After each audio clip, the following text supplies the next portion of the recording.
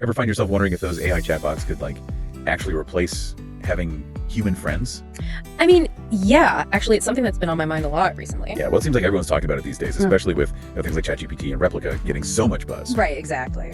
So we found this really interesting conversation online between these two people, Aarav and Zoya, who've been going back and forth about their own experience with AI companions. Yeah. And we wanted to kind of dig into what they had to say and like see what it might tell us about our own relationships and like how we connect with people in this whole increasingly digital world. I think that's a really great idea. Yeah, so like right off the bat, what struck me was how both Aarav and Zoya were talking about this like sense of comfort they got from AI, like especially when they were feeling lonely. Oh yeah, definitely. Zoya was even saying how she like really appreciated having that like listening ear available, whenever she needed it. Totally. And Aarav, he even joked about sometimes getting like better responses from chatbots than from like his actual friends. Oh wow. I know, right? So it really makes you think about like the accessibility of these AI companions and like how easy it is to just get that feeling of being heard without any judgment or interruption. Yeah, it's interesting because they both seem to agree that while that initial like comfort and sense of being listened to is really appealing, there's still like a huge difference between that and like the true depth of a human friendship. Yeah, for sure. So like what do they say about those deeper elements that set real friendships apart?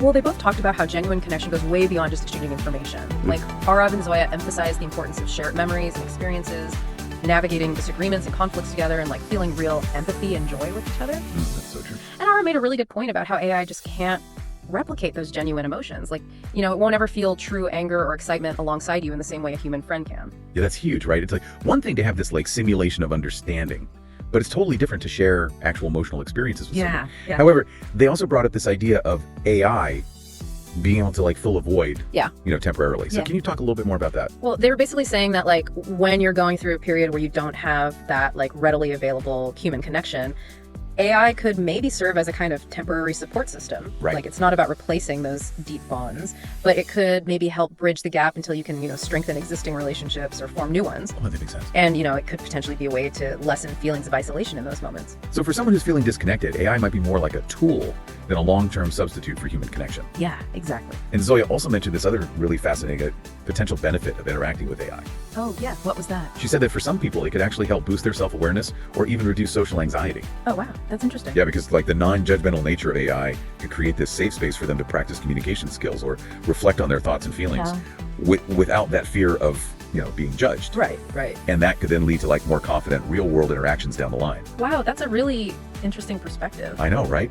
And that this is where their conversation takes this like really insightful turn. Oh, tell me about it. Instead of just focusing on whether AI can actually replace friendship, Aarav asked this much deeper question. Okay, what was it? He said, how can we use AI in a way that doesn't make us lose what makes human connection so special?